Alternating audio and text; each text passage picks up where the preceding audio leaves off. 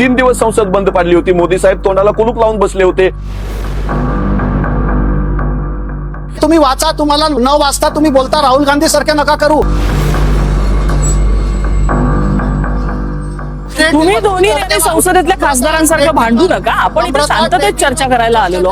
बघा नम्रताजी, जेव्हा हे युद्ध सुरू झालं तेव्हा पहिल्याच दिवशी परराष्ट्र खात्याने एक आपली प्रेस रिलीज दिली होती. मला असं वाटतं तुमच्यापैकी कोणी ती वाचली आहे की नाही मला माहिती नाही, पण पहिल्याच दिवशी असं म्हटलं गेलं की ही सगळी शांततापूर्ण चर्चा होऊन हे युद्ध थांबायला पाहिजे. तर भारताची भूमिका काही मौन नाहीये. भारताने सगळ्या देशांशी बोललेले आहे. आपले परराष्ट्र मंत्री जे आहेत ते त्या दिवशी त्यांनी इराणच्या मंत्र्यांशी पण बोलणं झालं आणि त्याच वेळेला त्यांनी इस्रायलच्या मंत्र्यांशी पण बोलले. तर मला असं वाटत नाही की भारताची काही मौन भूमिका आहे. आणि बघा, परदेशी जी नीती असते ती देशाच्या हितात काय आहे. आणि तुमची जी हेडलाईन होती की मुस्लिम देशांशी फारकत करतात का, मग मला सांगा, Dubai, UAE, Saudi Arabia, Qatar, Oman हे काय देश आहेत? हे काय ख्रिश्चन देश आहेत का? तर मला असं म्हणायचं आहे की भारताचं जे हित आहे ते कुठे आहे. आणि परराष्ट्र नीती आम्ही मतांच्या लांगुल चालनासाठी नाही करत, आम्ही देशाच्या हितात काय हे करतो. एकाच वेळेला आमचे अमेरिकेशी पण चांगले संबंध आहे, आमचे रशियाशी पण संबंध आहे, एकाच वेळेला इस्रायलशी पण संबंध आहे, पॅलेस्टाईनशी पण संबंध आहे. तर आम्हाला विदेश नीती ही कोणाच्या दबावाखाली आम्ही करत नाही. देशाकरता जे बरोबर असेल तेच भारतीय जनता पार्टी आणि देशाची सरकार करतं. त्याच्यामुळे, आणि दुसरा प्रश्न तुम्ही जे म्हणता की मोदी साहेब गेले आणि त्याच्यानंतर काही झालं, आजच एक रिपोर्ट आलाय की पहिला हल्ला ते 23 तारखेला मोदी साहेबांच्या 2 दिवस आधीच करणार होते. मग हे काहीतरी विचित्र नॅरेटिव्ह पसरवणं हे काही बरोबर नाही आहे. आज देशाचे पंतप्रधान सगळ्या देशांमध्ये जातात. ते UAE मध्ये किती वेळा गेले, सौदी अरेबियाला गेले, इराणला गेले, असे कित्येक देशांना जातात. तर त्यांचे इंटरनल प्रॉब्लेम्स आहेत ते बघत बसतील ना. भारताच्या हितात काय आहे हा भारत देश पाहिल. प्रश्न विचारण्याचं कारण अशासाठी आहे की भारताचे काही इराणसोबत वाईट संबंध नव्हते, किंवा चांगले संबंध होते. म्हणजे भारताने इराणमध्ये अनेक प्रोजेक्ट्समध्ये केलेली इन्व्हेस्टमेंट, विशेषतः चाबार बंदर असेल किंवा आपली त्यांच्यासोबत असलेली शेतमाल आणि इतर गोष्टींची आयात निर्यात, ज्याचे आता कंटेनर्स आपण JNPT मध्ये किती अडकले ते बघतोय. वाजपेयींच्या काळामध्ये करार झालेले होते, जवाहरलाल नेहरूंपासून करार होत आहेत आपल्या इराणसोबत. आणि आता ज्या वेळेला इराण एवढ्या मोठ्या युद्धाला तोंड देतोय, इतकं की तिथल्या सरकारच्या समोर, तिथलं जे सत्याचं राजवट आहे त्यांच्यासमोर एक्झिस्टेन्शियल क्रायसिस आहे, अशा वेळेला आपण शांत बसतो. त्याच्यामुळे समजून आम्ही प्रश्न विचारतो, कारण आम्हाला समजून घ्यायची सरकारची भूमिका. मी हनुमंत पवार यांच्याकडे येते. हनुमंत पवारजी, काँग्रेस कसं बघतं याकडे? काँग्रेसच्या ज्येष्ठ नेत्या आदरणीय सोनियाजी गांधी यांनी परवा एक आर्टिकल लिहिलं, ते मराठीमध्ये आज आलेलं आहे. देशभरामध्ये ते इंग्रजी दैनिकामध्ये काल आलं होतं, ते परवा लिहिलेलं आर्टिकल होतं. त्या आर्टिकलमध्ये आदरणीय सोनियाजींनी मागणी केली होती की आपल्याला तटस्थ राहून किंवा अशा अशांततेच्या परिस्थितीमध्ये आणि जगभरामध्ये हाहाकार माजवणाऱ्या 2 मोठ्या राष्ट्राच्या युद्धांमध्ये आपले हित संबंध आपण जपण्यासाठी तरी किमान बोललं पाहिजे. एखाद्या राष्ट्राध्यक्षाचा चर्चा चालू असताना लोकशाही मार्गाने चर्चा चालू आहे म्हणून तुम्ही सांगत होते. अणुऊर्जा आयोगाचा रिपोर्ट कुठलाही असा नव्हता. कुठलं युद्ध इराणनं छेडलेलं नसताना खोमेनींना टिपून मारणं याचा निषेध भारतानं केला पाहिजे, अशी मागणी होती. शांततापूर्ण सहजीवनासाठी आपण ज्या युएनचे चार्टर स्वीकारलेले आहेत त्याच्यामधल्या कलमाशी आपण तरी सुसंगत वागलं पाहिजे, आपण भूमिका घेतली पाहिजे. आपले अमेरिकेसोबत चांगले संबंध आहेत, इस्रायल सोबत चांगले संबंध आहेत, इराण तर आपला पारंपरिक मित्र देश असलेला आहे, आपले आर्थिक हित संबंध आहेत. तर भारताला ही संधी होती की हे युद्ध टाळायसाठी भारत मध्यस्थी करू शकला असता. अनेक वेळा जागतिक अशांततेच्या काळामध्ये भारतानं असं नेतृत्व केलेलं आहे. भारताला तेवढा मोठा सन्मान आणि मान मिळालेला होता. तो मान सन्मान मिळवायची संधी होती, आपले आर्थिक हित संबंध सिक्युअर करण्याची संधी होती. आता इंधनाचा जो पुरवठा रोखला जातोय किंवा आता जी भारतामध्ये महागाई वाढणार आहे किंवा 1 कोटीपेक्षा जास्त लोक जे आपले परदेशात अडकलेले आहेत, तर ह्या कशावरही आता भारत सरकार काही करतंय. काल परराष्ट्र मंत्रालयाने पहिलं ट्विट केलं. प्रेस नोट जे भाजपाचे प्रवक्ते आता सांगतायत ती माझ्या पाहण्यात आली नसावी, माध्यमांनी खरं म्हणजे ती दाखवायला हवी, नसेल तरी ती होती का नाही याच्यावर पण खातरजमा करायला हवी. काल पहिल्यांदा परराष्ट्र खात्याचं पहिलं ट्विट आलं सोनियाजींचं, राहुलजींची भूमिका आल्यानंतर. त्यामुळे इराण सारख्या देशावर ज्यावेळेस अमेरिका आणि इस्रायल सारखी देश आंतरराष्ट्रीय कायद्याचं उल्लंघन करून हल्ला करतात, त्यावेळेस भारतीय संविधानाने आपल्याला सांगितलेलं आहे, या देशाच्या मार्गदर्शक तत्वासाठी 51व्या अनुच्छेदामध्ये आपल्याला सांगितलेलं आहे की आंतरराष्ट्रीय शांतता राखण्यासाठी हा देश प्रयत्न करेल. दुसरा देश जर एखाद्या देशावर हल्ला करत त्याच्या सार्वभौमत्वावर जर घाला घालत असेल तर भारत म्हणून आपण याचा ठाम विरोध केला पाहिजे. हे आपलं भारतीय संविधान सांगतं. इराण सोबतचे आर्थिक संबंध आपले खूप महत्वाचे आहेत. इंधन पुरवठ्यासाठी इराण महत्वाचा आहे. सांस्कृतिक संबंध आपले आणि इराणचे किती महत्वाचे आहेत, अटल बिहारी वाजपेयी साहेबांनी 2001 ला सांगून ठेवलेला आहे. 1994 ला काश्मीर प्रश्न आंतरराष्ट्रीय स्तरावर ज्यावेळेस इस्लामी राष्ट्रांनी पाकिस्तानच्या बाजूने भूमिका घेतली होती त्यावेळेस हाच इराण देश होता, हेच खोमेनी होते जे आपल्या बाजूने उभे होते. तर आपली महागाई वाढू नये म्हणून, आंतरराष्ट्रीय कायदा सुव्यवस्था नीट राहावी म्हणून आणि कोणत्या देशावर कुणीही अतिक्रमण करू नये, त्यांचं सार्वभौमत्व धोक्यात आणू नये म्हणून बोलण्याची ठीक आहे. मोदी साहेबांनी गरज होती. आज तागायत मोदी साहेब बोललेले नाहीत. नेमकं कशाची भीती आहे म्हणून आपण गप्प आहोत, हा प्रश्न या निमित्तानं सोनियाजींनी उभा केलेला आहे. भारताची बाजू घेणारे हे तेच खोमेनी 2020 मध्ये भारतात मुस्लिम नागरिकांवरती अन्याय होत आहेत, अत्याचार होत आहेत असंही वक्तव्य करत होते. त्याच्यामुळे त्यांची भूमिका काही एक सलग एकसारखी आहे अशातला भाग नाही. जसं आपण 1951 पासून जर बघितलं, 50 पासून, तर त्यावेळेला शाह राजवट होती, अमेरिका धार्जिणी होती, पंडित नेहरू अलिप्त होते. 79 साली त्या ठिकाणी खोमेनींच्या नेतृत्वाखाली धर्माच्या आधारावर बेस सरकार आलं, तेव्हाही अलिप्ततावाद होता. त्या सरकारची कारणं असतात जी आपण समजून घ्यायचा प्रयत्न करत आहोत. आपल्यासोबत ओंकार माने आहेत. ओंकार, आत्ताची ही जी सिच्युएशन आहे, भारताने शांत राहणं हे स्ट्रॅटेजिक मौन आहे की पॉलिटिकल मौन आहे, काय वाटतं? आता तुम्ही बघत असाल की नक्की सगळीकडे काय चालू आहे. तर एकंदरीत तुम्ही सगळ्यांचा अभ्यास केला तर हे तुम्ही दोन्ही साईडनी बोलू शकता. एक तर हे स्ट्रॅटेजिक मौन पण असू शकतं की तुम्ही एक वेट अँड वॉच पॉलिसी बघताय, की तुम्ही बघताय की नक्की अजून ह्याच्यात काय होतं, किंवा आपले एक इतिहास पण आहे की आपण जेव्हा आपल्याला इंडिपेंडन्स मिळाला तेव्हापासून आपण एक नॉन अलाइन्ड पॉलिसी एक फॉलो केलेली आहे. आपण कुठल्याही गटात न जायचं असं एक ठरवलं होतं. म्हणजे ती वेगळी गोष्ट आहे की आपण 70s आणि टू सम एक्सटेंट 80s मध्ये सोव्हिएत युनियन बरोबर जास्त जवळ होतो. बट एक नॉन अलाइन्ड पॉलिसी असल्यामुळे इंडिया एक स्ट्रॅटेजिक वेट अँड वॉच करते. आपली एक स्ट्रॅटेजिक ऑटोनॉमी नावाची एक गोष्ट आहे जी इंडियन फॉरेन पॉलिसीमध्ये खूप म्हणजे खूप आहे. ती आपण ती आता कितपत युज करतो हे माहित नाही. बट इंडिया आता सगळं बघतंय की नक्की आता ह्याच्या पुढे अजून ती काय होणार, कारण का आता हार्डली किती 4-5 दिवस आहे आणि अजून अद्याप हे क्लिअर नाहीये की पुढं अजून काय होणार. कारण का तुम्ही जर ट्रम्पचे स्टेटमेंट जर बघितले तर त्यांनी स्टार्टिंगला सांगितलं होतं की आम्ही रेजिम चेंज करणार, आम्ही दुसरं काय करणार. बट नंतर जसं त्यांना कळलं की इराण आपल्या प्रत्युत्तर देते, त्यांनी तसं त्यांचे स्टेटमेंट चेंज केले आणि सांगितलं की आता हे जे काय चालू आहे ते पुढचे 4 आठवडे पण पुढचे 28 ते 30 दिवस चालेल. तर हे सगळं बघता भारत हेच अजून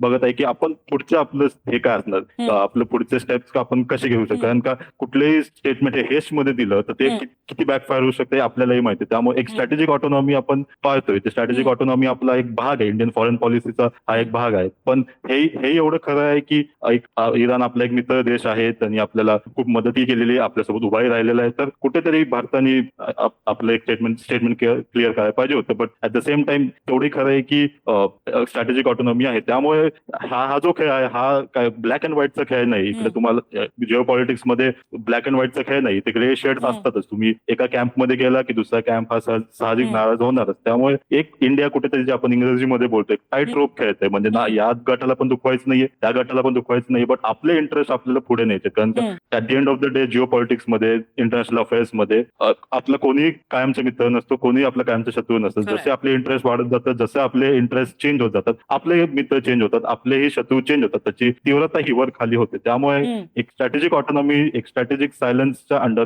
इंडिया एक वेट अँड वॉच पॉलिसी घेते, असं माझं म्हणणं आहे, असं माझा एक विचार आहे. पण मी भाजपकडे येते. बाकरेजी, काँग्रेसचं असं म्हणणं आहे की हा स्ट्रॅटेजिक सायलन्स नाही तर हा पॉलिटिकल सायलन्स आहे. बघा नम्रताजी, हनुमान पवारजी खूप अभ्यासू प्रवक्ते स्वतःला म्हणवतात. 28 फेब्रुवारीची मिनिस्ट्री ऑफ एक्सटर्नल अफेअर्सची एक प्रेस रिलीज आहे, ती त्यांनी पाहून घ्यावी. त्याच्यात भारताने आपला स्टँड क्लिअर केलेला आहे. दुसरी गोष्ट आहे, जर इराणचा एवढा जवळचा मित्र होता तर 2005 मध्ये जेव्हा इंटरनॅशनल ऑटोमिक एनर्जीच्या विरुद्ध त्यांनी इराणच्या विरुद्ध मतदान का केलं? मग जेव्हा सद्दाम हुसेनांना फाशी झाली किंवा गद्दाफी यांची हत्या करण्यात आली तेव्हा सोनिया गांधींनी का बरं एडिटोरियल नाही लिहिलं? बांगलादेशमध्ये मुस्लिम हिंदू लोकांना एवढं नरसंहार होतोय तेव्हा सोनिया गांधी चूप बसतात. तर मला असं म्हणायचं आहे, आणि आपले भारताचे लोक 1 करोड लोक गल्फ कंट्रीजमध्ये काम करतात, त्यांच्यावर इराण हल्ला करतोय आणि हे काँग्रेस पार्टी चूप बसते. दुसरी गोष्ट, जे खोमेनी जे होते ते काही डेमोक्रॅटिकली इलेक्टेड लोक नव्हते, ते महिलांवर अत्याचार करायचे, स्टेट पॉलिसी म्हणून ते महिलांवर अत्याचार करायचे. जगभरात त्यांचा टेररिझम मध्ये हमास असो, हिजबुल्ला असो, हौदीज असो, हे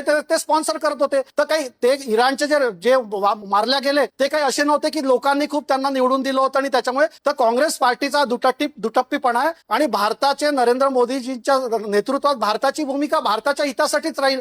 नरेंद्र मोदींनी जेव्हा ट्रेड डील होत होतं अमेरिकेशी तेव्हा सुद्धा ते म्हणाले मला किती मोठी किंमत मोजावी लागली तरी मी कॉम्प्रोमाइज करणार नाही. तर काँग्रेस पार्टी डोमेस्टिक पॉलिटिक्सचं जे लांगुल चालन आहे, येणाऱ्या केरळमध्ये त्यांच्या निवडणुका आहे, तामिळनाडूमध्ये निवडणुका आहे, तर काँग्रेस पार्टी इतकी संकुचित आहे की देशाच्या राजकारणाला ते इंटरनॅशनल लेव्हलला न्यायचा प्रयत्न करतात. यांची विदेश नीती अशी होती की काश्मीरचा प्रॉब्लेम हे UN मध्ये घेऊन गेले. यांचे जवाहरलाल नेहरूजींनी तो प्रॉब्लेम UN मध्ये नेला. तर काँग्रेस पार्टीची परराष्ट्र नीती नेहमीच फेल ठरली आहे आणि त्याच्यामुळे भारताला बरेच वेळा चर्चेचा वेगळा मुद्दा असू शकतो. नेतृत्वात आपण आता हा प्रश्न काश्मीरवरती सरकवूया नको. आम्ही प्रत्येक देशाशी इक्वल फुटिंगवर करतो. पण हनुमंत पवार, यामध्ये एक मुद्दा आहे की काँग्रेस जिथे अपेक्षा ठेवते की खोमेनींच्या बाबतीत आपण किमान काही शब्द बोलायला पाहिजे होते, युद्धाबद्दल आपली भूमिका स्पष्ट करायला पाहिजे होती. OICने कुठे खोमेनींचा उल्लेख नाही केलेला, OPECने कुठेही खोमेनींचा उल्लेख नाही केलेला, UNने कुठेही खोमेनींचा उल्लेख नाही केलेला. दोघांनीही चर्चा करा आणि आपले प्रॉब्लेम सोडवा, दोघांनीही चर्चा करा, शांततेच्या मार्गाने याच्यावरती सोल्युशन करा. भारताने जी भूमिका मांडली तीच या आंतरराष्ट्रीय संस्थांची भूमिका आहे. मग भारत चुकला कुठे? आंतरराष्ट्रीय संस्था संघटना काय भूमिका घेतात यावर भारताची भूमिका ठरवायची इतकं बालिश भारत परराष्ट्र धोरण कधीही नव्हतं. श्रीलंकेमधला जो वांशिक संघर्ष होता त्याच्यामध्ये आपण घेतली नाही हिताची बाजू, तिथल्या शांततेच्या आणि तिथल्या नागरिकांच्या जीविताची काळजी घेणारी. त्याच्यामध्ये आपल्या पंतप्रधानांचा जीव द्यावा लागलेल्या देशाचा एक नागरिक म्हणून मी बोलतोय. बांगलादेश मधल्या हिंदूंवर अत्याचार होत असताना भारतीय संसदेमधल्या 100 काँग्रेसच्या खासदारांनी 3 दिवस संसद बंद पाडली होती. मोदी साहेब तोंडाला कुलूप लावून बसले होते आणि त्यांच्याच पंतप्रधानांना आपल्या दिल्लीमध्ये ते सहारा देऊन बसलेले होते. त्यामुळे भारतीय जनता पक्षानं काँग्रेसला परराष्ट्र धोरणावर तर काहीही शिकवू नये. तुम्ही ऑपरेशन सिंदूर केलं, ज्यावेळेस सगळ्या सैनिकांनी आमच्या पाकिस्तानला नाकी नऊ आणली होती, त्यावेळेस तुम्ही कोणाच्या सांगण्यावर सीज फायर केला आम्ही विचारलं. त्याच काँग्रेसवाल्याला घेऊन तुम्हाला जगभर आम्ही ऑपरेशन सिंदूर कसं यशस्वी झालं ही सांगायची नामुष्की तुमच्यावर आली होती. त्यामुळे भाजपानं ते शिकवू नये. खोमेनी मेले, खोमेनी मधल्या देशातल्या लोकांनी त्यांचं सरकार बदललं असतं, पाडलं असतं, आपण बोलायचं काही कारण नव्हतं. पण जी कारणं सांगून अमेरिकेनं खोमेनींची हत्या केलेली आहे तीच कारणं उद्या ते भारतामध्ये सांगतील, तीच इंग्लंडमध्ये सांगतील, फ्रान्समध्ये सांगतील. फ्रान्सनं भूमिका घेतली, ब्रिटननं भूमिका घेतली,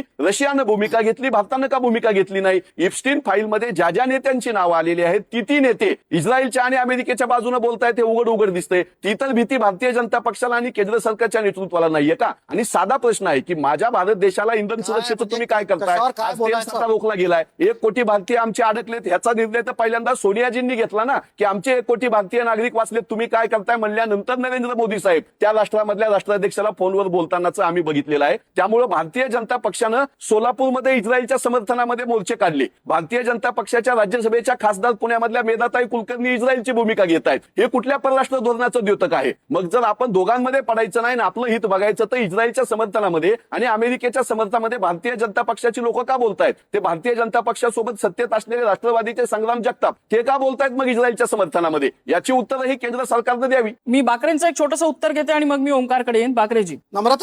नम्रताजी, सप्टेंबर 2025 मध्ये जेव्हा पॅलेस्टाईनचा इश्यू मतदानासाठी आला तर भारताने पॅलेस्टाईनच्या बाजूने भूमिका घेतलेली आहे. काँग्रेस पार्टी सारखं आमचं नाही आहे की फक्त मताच्या लांगुलचनासाठी एकाच तऱ्हेने भूमिका घ्यायची. सप्टेंबर 2025 मध्ये भारताने पॅलेस्टाईनच्या बाजूने भूमिका घेतलेली आहे. हे मतदान केलेलं आहे. काँग्रेसच्या प्रवक्त्यांना मी आठवण करून देतो. आणि तुम्ही जे बांगलादेशमध्ये हिंदूंची हत्या होती तेव्हा काही केलं नाही आहे आणि तुमच्या प्रियंका गांधी पॅलेस्टाईनच्या पर्स घेऊन फिरतात, पण कधी काश्मीरातल्या हिंदूंसाठी किंवा बांगलादेशच्या हिंदूंसाठी कधी पर्सवर त्यांनी काही लिहिलंय का? तर तुमचं डोमेस्टिक पॉलिटिक्स म्हणजेच तुमचं आंतरराष्ट्रीय धोरण आहे. हे नेहरू गांधी परिवार नेहमीच भारताच्या विरुद्ध भूमिका घेत आलेले आहे आणि त्याच्यामुळे देशाच्या परराष्ट्र धोरणात किती मोठं नुकसान झालं आहे आपल्याला आज पाहता येत आहे. मोदी साहेबांची सगळ्या देशांची तेवढेच प्रेमाचे संबंध आहेत, चाहे ते इस्रायल असो किंवा पॅलेस्टाईन असो. असं असतं तर मुस्लिम देशांनी, अरब देशांनी भारताच्या विरुद्ध भूमिका घेतली असती का? दुबईचे जे शासक आहेत ते सतत भारताच्या टचमध्ये असतात. सौदी अरेबिया असो, बहरीन असो, कतार असो, सगळे आमच्या फेवरमध्ये आहे. तर काँग्रेस पार्टीला कुठेतरी दुखताय, त्याच्यामुळे ते देशाच्या विरुद्ध जाऊन भारताच्या सरकारला भूमिका घ्यायला लावतायत. आणि जर भारताच्या परराष्ट्र खात्याने जर काही भूमिका घेतली आहे ती देशाची भूमिका आहे. आता कोण इंडिव्हिज्युअल MP काय बोलतो याला काही अर्थ नसतो. देशाचं सरकार आणि देशाचं परराष्ट्र धोरण देशाची भारत सरकार ठरवतं. मग असे तर काँग्रेसचे किती काही बोलत असतात. इम्रान मसूद उद्या त्या शियांच्या याच्यात पार्टिसिपेट होऊन काय काय बोलतात आहे. मग इम्रान मसूदची भूमिका काँग्रेसची भूमिका म्हणायची का? तर असं आहे की देशाच्या हितासाठी जे योग्य असेल ते मोदी सरकार करेल आणि 1 करोड भारतीयांसाठी मोदी सरकार उभं आहे. आतापर्यंत इतके वेळा भारताचे लोक बसले, प्रत्येक वेळा मोदी सरकारने एक विशेष ऑपरेशन राबवून त्यांना परत आणलेलं आहे. हे काँग्रेसच्या राजवटीत कधीच नाही झालं. ते भारतीयांना तसेच सोडून द्यायचे. आज मोदी सरकार एक ऑपरेशन राबवतं प्रत्येकाला घेऊन येतं. आजही आमचा इराणची त्यावेळेला युक्रेन हिंदू बांधवासाठी काय केलं सांगा. युक्रेन 3 वेळा उल्लेख केला तुम्ही, 3 वेळा उल्लेख केला. बांगलादेश मधल्या हिंदूंसाठी काय केलं? बसा ना. बांगलादेश हिंदूंसाठी काय केलं सांगा ना एकदा. आम्ही उभ्या आहे हिंदूंसाठी. सांगा ना एकदा आणि बांगलादेशमधल्या बांगलादेशला हिंदूंसाठी काय स्टेटमेंट केलाय. बांगलादेशमधल्या त्यांची गळचेपी हिंदूंसाठी झालेली काय केलं आहे. सांगा ना त्यांची एकदा. गळचेपी झाली आहे. सांगा ना बांगलादेशमधल्या मी बोललो हिंदूंसाठी नाही. काय केलं तुमच्यामध्ये मी बोललो बांगलादेशमधल्या नाही. हिंदूंसाठी तुम्हाला काय का सांगा बरं मिरची एकदा. लागते? तुम्हाला का बांगलादेशमधल्या बरं मिरची हिंदूंसाठी लागते? काय केलं सांगा एकदा. प्रियंका गांधींनी सांगा नाही का पॅलेस्टाईनची बांगलादेशमधल्या बॅग हिंदूंसाठी कशाला काय घेऊन केलं एक काम तुम्हाला सांगा मिरची मोदी का साहेबाचं. लागते? त्या तुम्हाला तुमच्या मिरची का प्रश्नाचं याच्यामध्ये लागते? कसं आहे की एका जणांकडे एकच प्रश्न आहे आणि दुसऱ्याकडे नेमकं त्याच प्रश्नाचं उत्तर नाहीये, त्याच्यामुळे ते सोडून बाकी प्रश्नांची उत्तरं दिली जातात. त्यामुळे याच्यामधलं राजकारण व्ह्युअर्सनी समजून घेतलं पाहिजे. ते राजकारण आपण थोडंसं बाजूला ठेवूया आणि आजच्या मुद्द्यावरती येऊया. आपण राजकारण थोडंसं बाजूला ठेवूया आणि आजच्या मुद्द्यावरती येऊया. मी ओंकारकडे येते. ओंकार, देशांतर्गत हे राजकारण हे फक्त याच मुद्द्यावर नाही, सगळ्या मुद्द्यांवर होत असतं. पण ज्या वेळेला आपण आंतरराष्ट्रीय पातळीवरती विचार करतो, हनुमंत पवार यांनी एक शंकाची बोलून दाखवली की काल त्यांनी इराकमध्ये अण्वस्त्र आहेत म्हणून इराकला बेचिराक करून टाकलं. आज इराणवरती तसाच आरोप केलाय. इराण बेचिराक करायला लागलेले आहेत. अमेरिका उद्या भारताच्या उंबरठ्याशी उभं राहणार नाही याची शाश्वती आपण देऊ शकतो का? भारत एवढा लेचापेचा आहे का? नाही हे बघा, अमेरिका हे सगळ्यात जगात नाही म्हटलं तरी टॉप आहे. एक त्यांची इकॉनॉमी जरी तुम्ही बघितली तरी की खूप पटीने खूप स्ट्रॉंग आहे. त्यांचे मिलिटरी आणि हे सगळं बघता एक त्यांचा एक जेव्हापासून कोल्ड वॉर संपला आणि जेव्हापासून सोव्हिएत युनियन ढासळलं त्यानंतर एक असा काळ होता त्यावेळी एक पुढचे 10 वर्ष जेव्हा एक सोल सुपर पॉवर, जेव्हा आपण इंग्रजीत म्हणतो एक सोल सुपर पॉवर एक युएसच होतं. त्यामुळे युएसला कुठेतरी एक असं आहे की आपण खूप शक्तिशाली आहोत, ते आहेत, त्यामुळे ते असे वागतात. त्यामुळे त्याचं हे नाहीये. पण पुढच्या काळात जसं चायनाची राईज झाली तेव्हा त्यांना एक असं कॉम्पिटिटर एक मिळालं, एक असं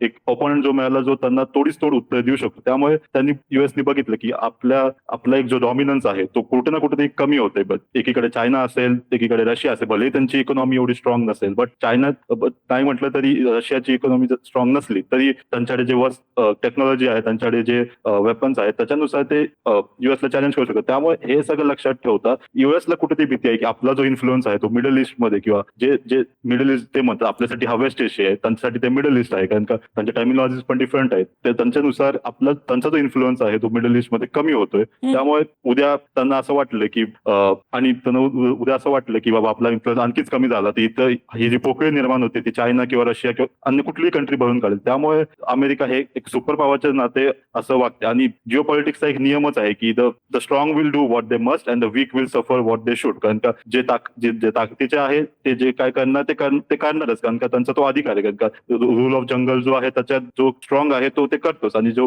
वीक आहे त्याला ते सगळं भोगायला लागतं. हे नाही म्हटलं ते एक कटू सत्य आहे. त्यामुळे एक जिओ पॉलिटिक्सच्या नजरेने तुम्ही जर बघितलं, सगळे पॉलिटिक्स असेल बाजूला ठेवून प्युअर जिओ पॉलिटिक्सच्या लेन्स मध्ये तुम्ही जर बघितलं तर अमेरिकेला जर वाटलं की उद्या आपला डॉमिनन्स याच्यात कमी होतोय तर ते काही इनडायरेक्ट वॉरफेअर डायरेक्ट वॉरफेअर करतील. आणि एक असं समजतं आहे की अमेरिका नाही म्हटलं तर American society, American economy, American politics हे खूप हायपर मॅस्क्युलिन आहे. खूप मॅस्क्युलिन एक त्यांच्याकडे फीचर्स आहे. त्याच्यानुसार त्यांना पॉवर कमी झालेली पटतच नाही, कदापि त्यांना पटणार नाही. आणि त्यांना चॅलेंजर याच्यामध्ये एक मुद्दा असा आहे ना की कदाचित अमेरिका भारतावरती इराणसारखं डायरेक्ट येऊन क्षेपणास्त्र डागणार नाही, तर डायरेक्ट येऊन त्यांच्या नेव्हीवरती अटॅक करणार नाही, पण काही सँक्शन्स येऊ शकतात आपल्यावरती, कुठेतरी एम्बार्गो लादला जाऊ शकतो, भारताची कोंडी करायचा प्रयत्न केला जाऊ शकतो. अशा परिस्थितीमध्ये आपण आपली भूमिका स्पष्ट करणं हे योग्य आहे की या सगळ्यापासून वेगळं राहणं हे योग्य आहे? तुमचा प्रश्न बरोबर आहे की या अमेरिका तुम्हाला डायरेक्टली नाही तर इनडायरेक्टली तुम्हाला through sanctions, through tariff, through trade war तुम्हाला असं कॉर्नर करू शकतात. तर